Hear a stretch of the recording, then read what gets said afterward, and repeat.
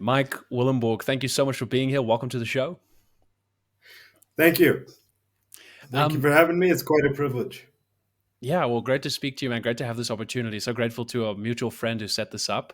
And I know you're actually an American, but you're visiting my beautiful home country, South Africa, for a little bit of time. So you're actually not that far away from me, but it just so happens that it's so easier to do this virtually. But Yeah. I thought we could have an interesting conversation on the hiddenness of God. And I have a bunch of questions I want to ask you relating to this topic. But before we jump into it, I think for anybody watching, could you just provide maybe a little bit of a brief background on who you are, what you do, what kind of work you do? Sure. Well, at the moment, I'm actually busy with attempting to write a dissertation on abortion. Actually, figured I'd pick something uncontroversial. Yeah, But so I'm a student in philosophy at Baylor University. I'm, as I say, trying to work on the dissertation. But I tell people that I'm not sure which is going to happen first: me finishing the dissertation or Jesus returning. Of course, if it's the latter, then I don't have to worry about the dissertation. So we'll see if he bails me out. But it's a lot of fun. Um, and before that, I got a master's at Western Michigan University, where I studied under Tim McGrew, who does a lot of work on applying modern probability theory to the historical reliability of the Gospels and particularly the resurrection of Jesus.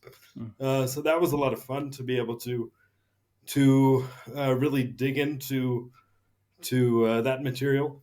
And before that, I was in seminary at a small school in North Carolina, and so I've basically just been able to, for the last number of years, think about really fun things, and it's been a real blessing, and I couldn't be happier to be doing it. At some point, though, I worry that the luck may run out and I might have to actually get a real job, but we'll see what happens.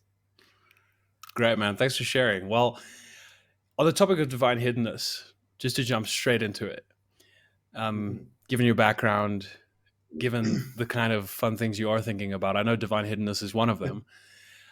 Yeah. If you met me on the street and I just knew nothing about divine hiddenness, I'm a total beginner, and I overheard you talking about this strange alien concept, and I just said to you, "Hey, I'm just kind of curious. What is this divine hiddenness thing you're talking about?"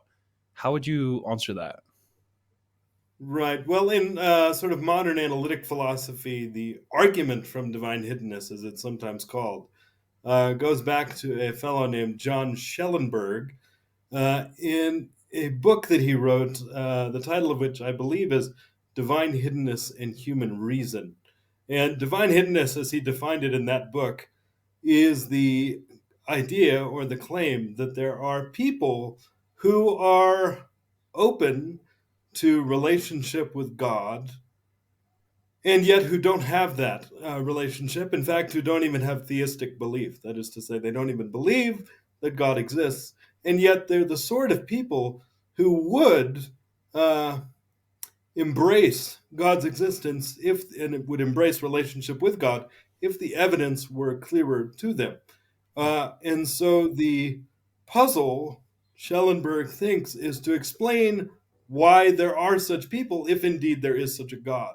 And in fact, he thinks that if there is a God of the sort that Christians worship, then you just wouldn't have any people like this. That is to say, you wouldn't have people that he describes as non resistant non believers. That is, people who are not indisposed to God, that is, they're not resistant to the claim that God exists or that God loves them.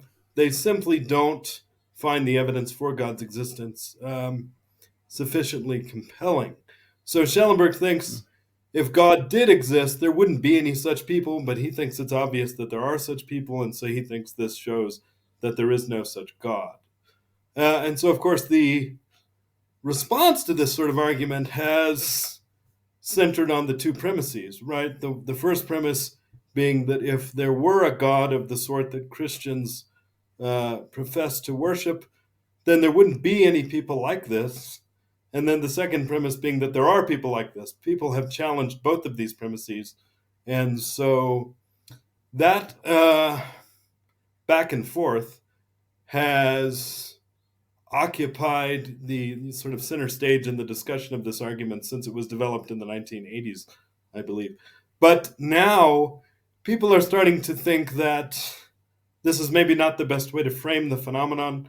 We shouldn't think of it as a deductive disproof of God's existence or as a deductive argument against God's existence. We should instead think that the phenomenon of divine hiddenness is merely something that lowers the probability of God's existence, even if it doesn't show conclusively that God doesn't exist. And of course, many theists are inclined to reject even that more modest conclusion, but at the same time, other theists are willing to accept that it might be some evidence against God. And they simply say that when we factor in the total evidence still weighs heavily in favor of God's existence, even if there is some evidence of God's non existence. So it's not just that we don't visually see God with our visual senses. It's also just perhaps this, I think you said non-resilient non-believer. Yeah, non-resistant non-believer. So the Not, idea is that there are people who would like to believe that God exists, who would want to embrace God if his existence were clear to them. And yet, for such people, or at least for many such people, God's existence isn't clear to them. And so the question that Schellenberg and that others have posed is why this state of affairs would be the case. And of course, many Christians may look at the biblical evidence and say, or at least they would question whether it is so clear that there are such people, right? I mean, you have various passages of scripture, for example, Romans chapter 3, verses 11 and following, that seems to say that there aren't any people who seek after God, that there isn't anyone righteous, there's no one who seeks after God, this sort of thing. But I take it that Schellenberg and others who follow his line of thinking with respect to this argument just take that to be an implausible empirical claim. And so theists, in response to Schellenberg, have, on the one hand, tried to say, actually, it's not so implausible. Self-deception is a very common phenomenon. And the tricky thing about self-deception is that the people who are self-deceived give no readily apparent evidence of being self-deceived. That's what makes it so hard to discern, right? And sometimes people have to undergo many hours of therapy in order to figure out that they've deceived themselves about certain things, right? And so if we have other passages like, I believe it's Jeremiah chapter 9, verse 17, that talks about the heart being desperately wicked and who can understand it and this kind of thing, then you wonder, well, should we be so confident? Do we have the right to be so confident that there are any of these non-resistant non-believers out there? But then you have other people who've thought, even if there are, it's not so clear that this is very good evidence against God's existence. And maybe we can talk about that a little bit if you want, why they would push back against that claim. Yeah. So I think what I wanted to get at is like these non-resistant non-believers. It's not like when we say God is hidden. We it's not just that we mean like, oh, I don't see him like hovering above the clouds or something like that, like visually, but also like perhaps just progressing forward with the idea that you have a legitimate non-resistant non-believer. He's alone in his room at night. He's had a rough day. He's broken. He wants to believe. He gets down on his knees. He prays. It's sincere. It's authentic. Tears are streaming down his face. The hiddenness we are talking about also means that in that moment, there might be hiddenness in the sense that he's not going to get a response that he experiences. But then I guess that the other point would be, well, maybe he does feel something, but then he kind of just dismisses it as, oh, well, that was just an emotion that happened to hit me at that moment. So to my thinking, it might also be that, the individual might have a specific way of framing situations and events that he might be predisposed, even though he's non-resistant to belief, he might also be predisposed to always look at things through a more skeptical lens, kind of like the guy who's stuck in a blizzard and then he says to God, please come and help me. And then Eskimos come out of nowhere and save him. And then in the bar a few Yeah. hours later, he tells this guy, these Eskimos came and saved me when I called for God. And he said, and the other guy says, well, surely you must believe in God now.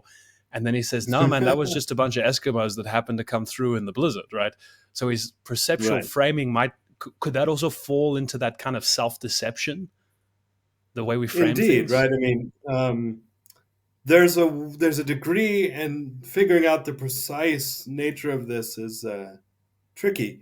But it seems like there's a degree of our own will that influences the way we perceive things, the kind of evidence we take to be relevant, the kind of evidence that we weigh over against other kinds of evidence.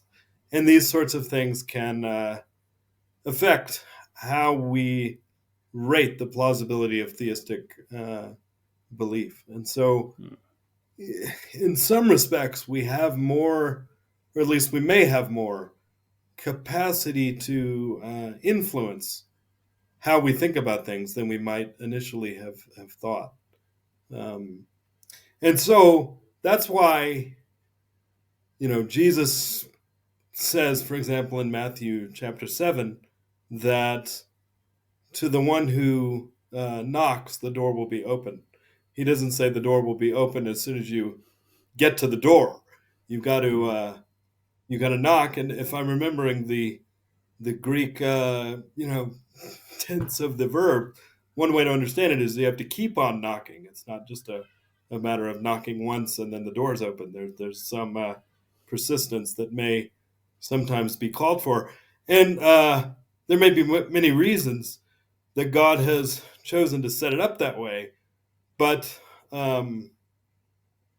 one reason he might have set it up that way is so that we can guard against this kind of self-deceptive tendency that we might have, that we can sometimes hide from ourselves the kind of things that we're doing, right? It's like if you try to get yourself to go to sleep, right? Various kinds of things you'll do to try to induce sleep. But to the extent that you're successful at doing that, you're going to forget that that's what you're doing, right? And of course, by doing that, you'll eventually fall asleep. But so it may well be that we can engage in practices that obscure our own intentions, hide our own intentions from ourselves.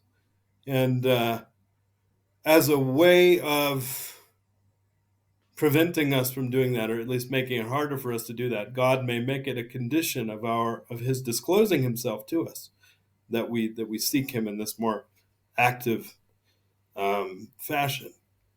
But there have been other proposals as to what God might be up to in setting things up that way, and we can talk about some of those as well if you'd like. Yeah, I'd love to.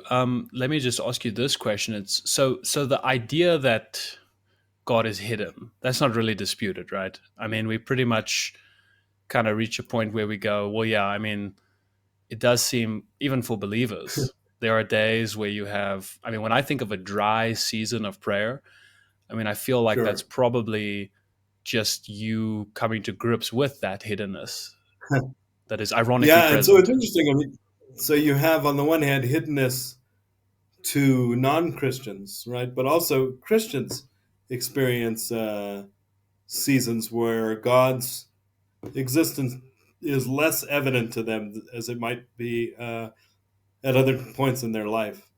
And so there's actually maybe distinct phenomena of hiddenness in terms of a felt absence of God when you might have expected to feel him, even if you do believe that God exists, versus a perceived ambiguity in the evidence for God's existence.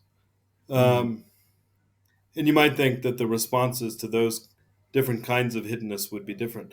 But as to your question, yeah, I mean, I think even the Bible says God is hidden, right? Isaiah chapter 45, verse 15, if I'm recalling correctly, says that God is a God who hides.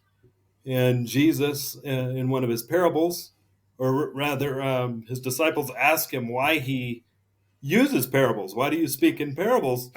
And he quotes from Isaiah chapter 6.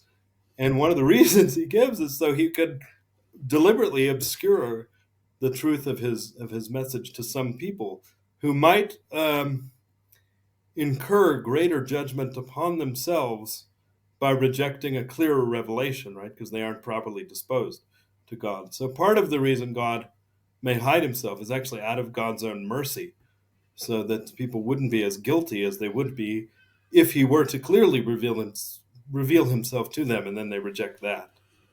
Okay, so that's like perhaps one reason why uh, hiddenness is so evident. Forgive the paradox. So, what is the kind of uh, most respected or most kind of held up response or reason given as to why God Yeah. would do this? Is it the mercy? Is it free will? What is it? Well, I mean, you get a number of different responses. One that I like, that's a fairly recent one, is that God gives the church some responsibility in how clear the evidence is going to be to someone, right? Just as God could, if he wished, he could snap his metaphorical fingers and evangelize everyone himself, right? He could raise up stones to cry out.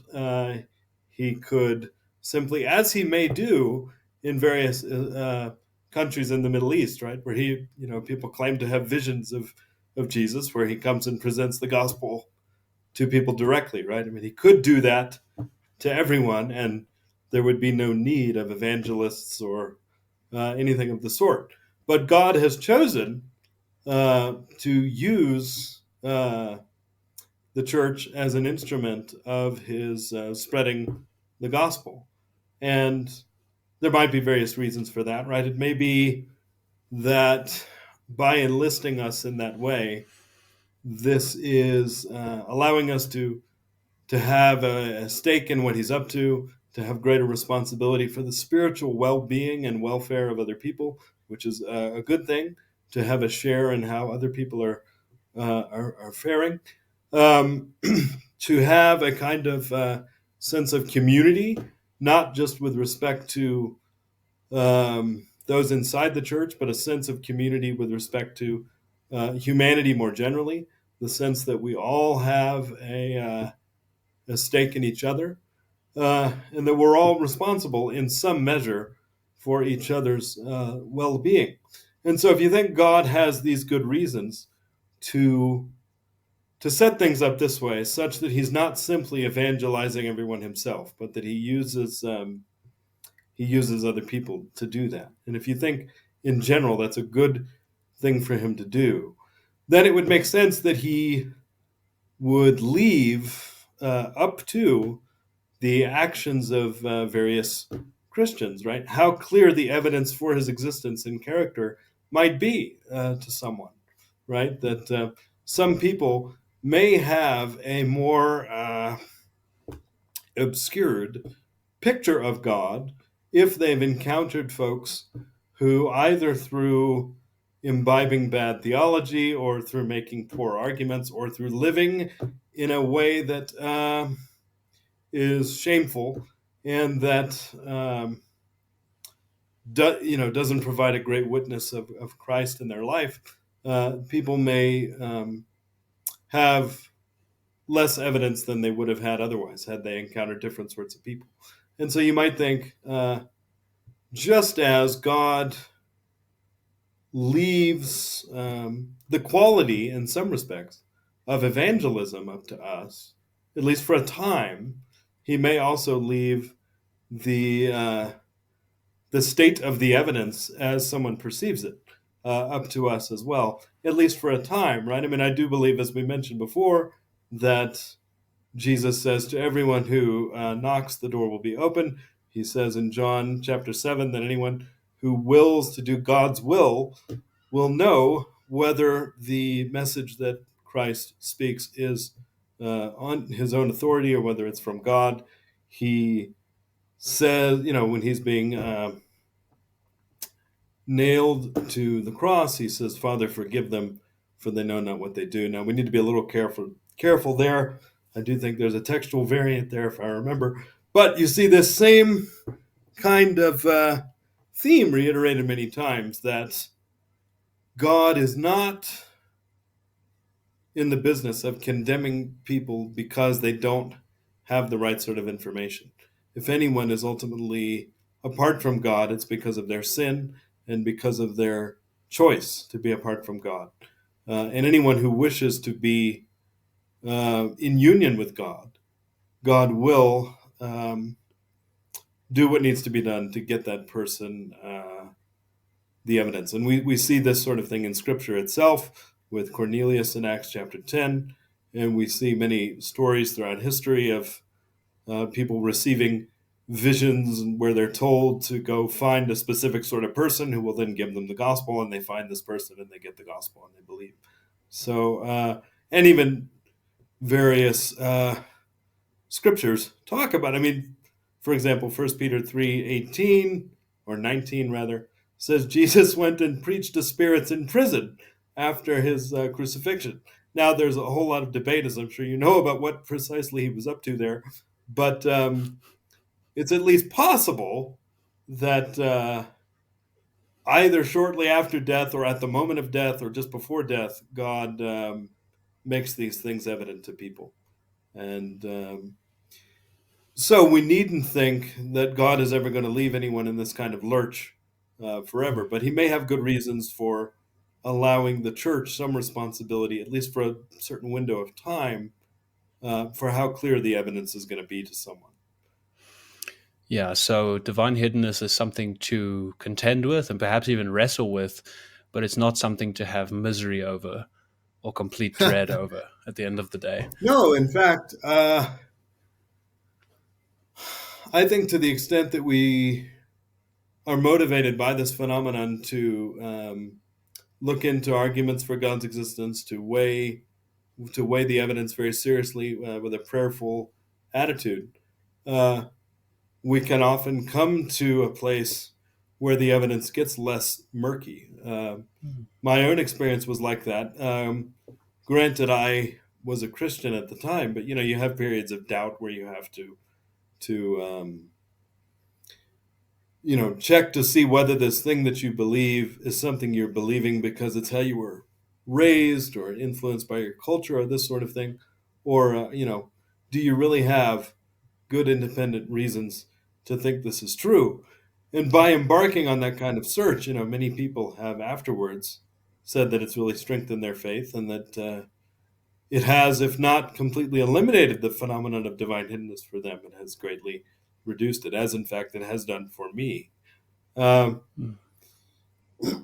but of course, as I say, there is the phenomenon of divine hiddenness even in the lives of believers. And there, I think we can say that, look, this is something even Jesus himself experienced on the cross, where he says, my God, why have you forsaken me? And if the Son of God has to experience that, then to me it's not that surprising that if I'm wanting to be in union with him, I might have to experience some of it too. Yeah. Yeah. Jordan Peterson and Slavoj Zizek had that famous debate. And in the debate, Zizek actually references Chesterton. He actually calls Chesterton his favorite theologian. And in Orthodoxy by Chesterton brings up that point you just made, which is that Mm. Christ on the cross calling out to God, my God, why have you forsaken me? Christ being two natures within his human nature, living the life of a perfect human. If Christ does that, that kind of implies that even if you as a Christian, even as an atheist, are in that situation where you feel separated from God, where you feel God is completely hidden to the point where you would even feel he's betraying you, that even Mm. God himself, in a paradoxical way, undergoes that, goes through that. And Right. so Zizek kind of draws this conclusion that feeling separate from God is actually a part of divinity itself. That Mm. feeling of hiddenness is part of the relationship that you have with God as a Christian, and that's actually, as you've mentioned a few times now, that's for the better.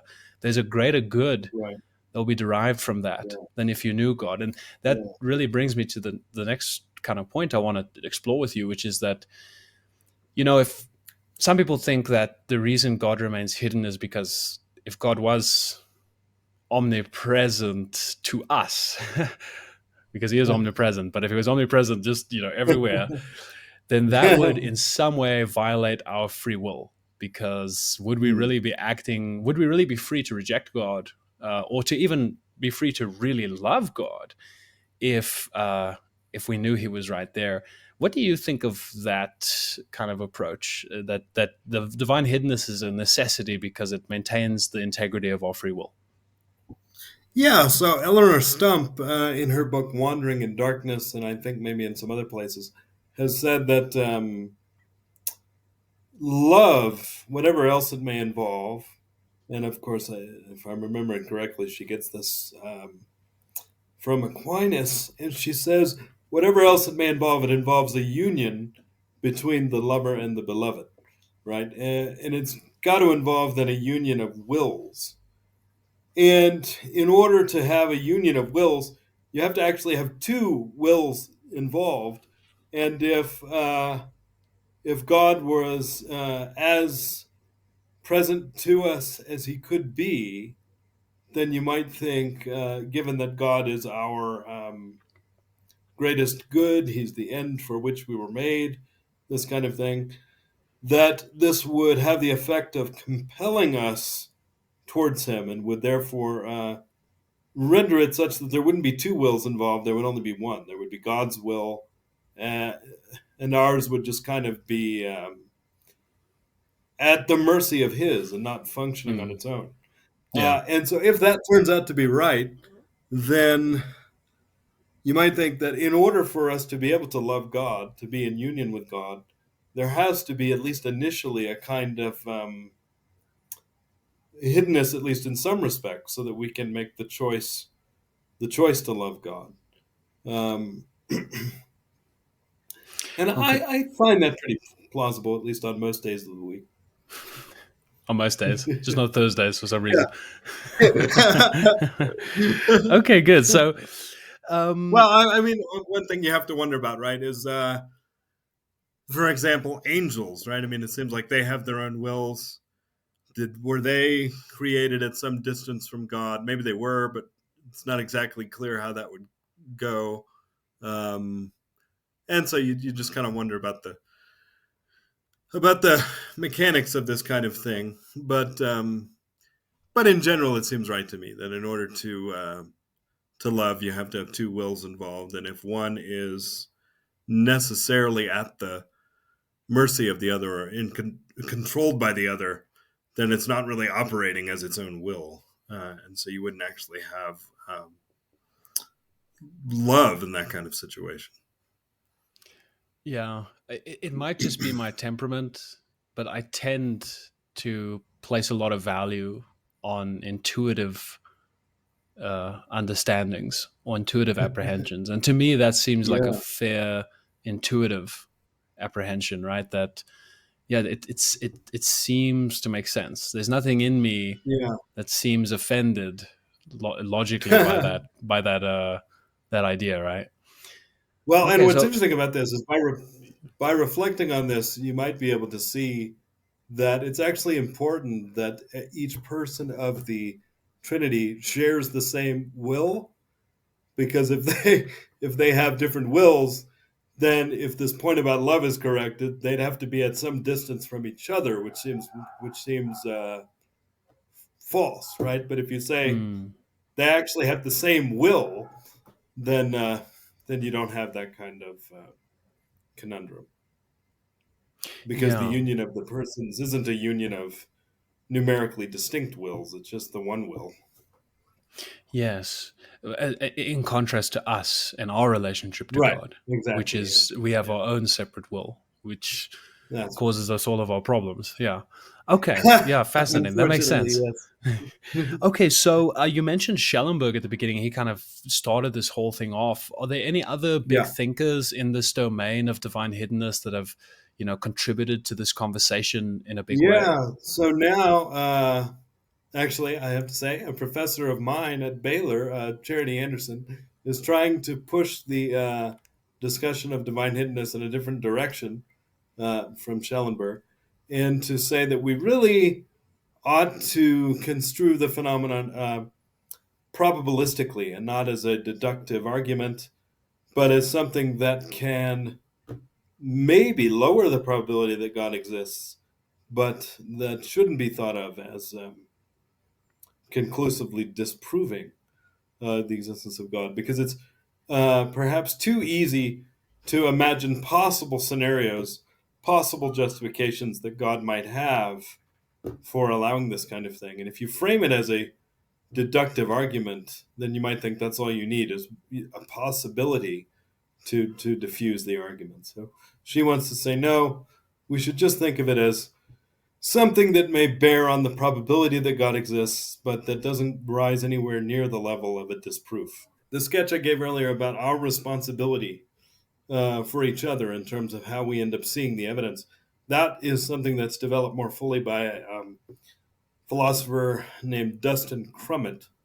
And I believe he's given an interview where he develops this line of thought. So if you put in his name in YouTube with Divine Hiddenness, you should be able to find it there. Okay. Fascinating. Well, I have one last question for you on this topic, Mike, and that's just, Mhm. is there any way to kind of, was there any relationship? Let me think about how I'm going to phrase this. In terms of suffering in the world and in terms of Mm. divine hiddenness, is that a conversation that's happening regularly in terms of the fact that God seems so hidden? Does that seem to contribute, as you just mentioned?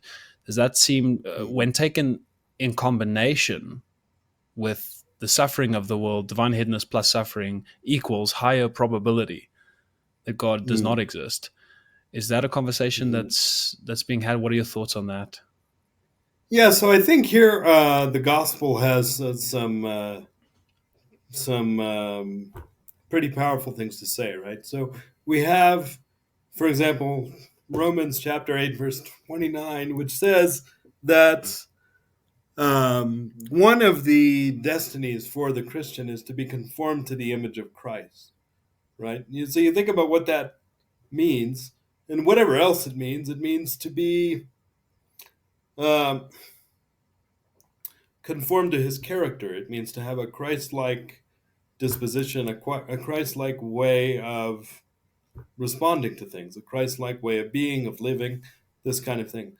And if you think in accordance with Hebrews chapter 5, verse 7, I think it is, that says Jesus had to learn obedience through the things that he suffered, and that opens up its own can of worms. Uh, but if you think that's true, then you think, well, goodness gracious, if God the Son, for some complicated reason, had to learn obedience through suffering, then if I want to be like him, I'm probably going to have to face some of that as well. Mhm. When I experience divine hiddenness, or really any kind of suffering, I try to think this is, in a way, shaping me to be like Jesus. Mhm. It's allowing me to share in a way in his suffering. In a way, it's allowing me to bond with him, to be united with him in a way that would be, if not impossible, at least very difficult, if my life was just as cushy as it usually is, right? I mean, if I never had any difficulty, then there would be something lost when I eventually Mm. meet Jesus face to face and haven't had those kinds of experiences where I've faced suffering and faced the kind of felt absence of God that he himself experienced on the cross. There's going to be a way in which I'll be closer to Jesus for having had that experience than I would be without having had it. And when I meet Jesus, I suspect that I'm going to be thankful for having had that experience, even if I can't exactly see now the way in which I'm going to find it fulfilling. I suspect Mm. that when I'm actually meeting him face to face, we're in some way going to bond over those things, and it's going to be better than it would be if that hadn't happened. Yeah, that And makes so then, perfect if you sense. ask me, and then if you ask me, like, well, was it worth it?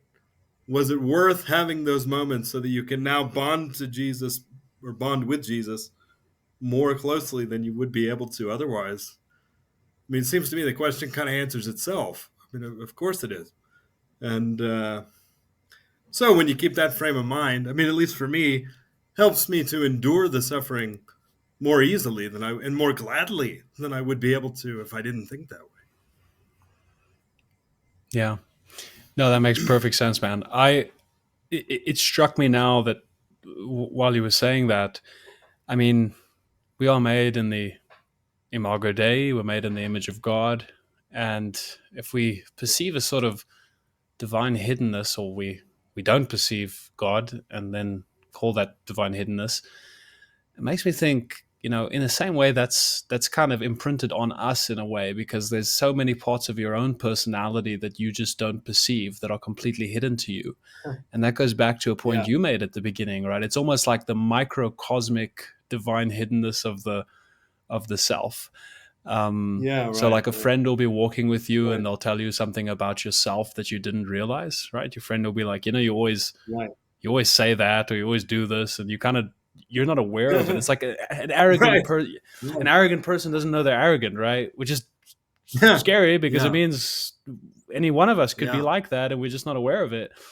Uh-huh. So I think it's not even just, the hiddenness out there. There's a sense in which the self is Yeah. hidden to itself. Yeah. And perhaps the hiddenness of God plus the hiddenness of the self are both necessary.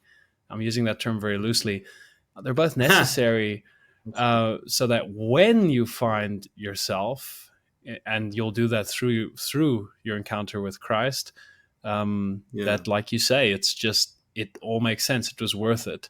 That a greater good has Yeah. come about due to this hiddenness. Right. And I mean, I know even as a Christian, even as somebody who firmly believes that God exists, that I hide from God all the time, much to my shame, of course. But I have no doubt that I do this. And so if I know for a fact that I do this, then as sad as it is, I probably do it a lot more than I think I do. um, and so it's not hard for me to think that even if we might want to flatter ourselves and think, well, there aren't any of these non-resistant non-believers out there, or rather that there are some of them out there, it's it's not so clear to me. I mean, we're quite good at hiding from ourselves. We're quite good at hiding from other people. I know that I personally hide from God all the time. uh, and so it's just doesn't seem, given all of that, it doesn't seem that improbable that we might all be hiding from God in various respects. I think our sinful nature is actually grateful for God's hiddenness. You know, probably is Yeah, like a yeah. I mean, relief. perhaps it wouldn't always be good news for us if God was as present to us as He could be, right? I mean, you have that Mm. passage in Exodus, I think 34, where God tells Moses to tell the Israelites to basically go away, or He's like He tells them they can't come up on the mountain because they would be destroyed by His presence. Now, I don't Mm. think that's because God's a big meanie. I think it's a matter of you get in the presence of complete holiness, and like Isaiah, you start coming apart at the seams, right? So Yeah. this sort of scares me. Sort of start wondering about a Protestant purgatory, but that's maybe another discussion. Yeah. Well, I mean, Peter Kreeft, the Catholic philosopher, he also says that if you're close to God, you're probably not going to feel, you're not going to your first instinct might not be happiness. It might be just awe, Yeah, and awe doesn't right. necessarily feel happy. You might be shaking in your boots, right? So it's the same Yeah, I'm idea. shaking in my boots just thinking about it right now. So yeah, Yeah. um, but nevertheless, I'll, I can't. It's strange because on the one hand, it's you're shaking, but I also can't wait for the shaking. So Yeah. Well, if you're we'll, gonna walk on ice, you might as well dance, right? So I like to. Yeah. indeed, And indeed. yeah, I think it's an interesting topic. I think it's I don't know. Do you think it's a kind of complete topic? Like there's a full stop to it, like the divine hiddenness, like it's not going to develop anymore? Do you think we've kind of addressed it, or do you think there's still new avenues to explore in this conversation? Oh, I mean, goodness gracious! I would never say that we've reached the last word on a topic until Christ shows up and is the last word on the topic. But until then, I'm sure there'll be more that's said on it that's worth paying attention to. Perfect. Mike, I want to just ask you to share with the audience if you have any online work that people could go and check out. If you have anything like that where people could go and read up more about this, anything you'd recommend, feel free to share. Oh well, I'm blessed that everybody who works on this stuff does a better job of it than I would ever do. So I'm happy to defer to them. And there's lots of good stuff out there. If you just put in Divine Hiddenness on YouTube, you'll come across a bunch of resources that are far superior to anything I could ever produce. Uh, Okay. Thanks so much, Mike. Appreciate your time. Thanks so much for being here. And God bless, man. Thank you for your work. Keep it up. no, thank you.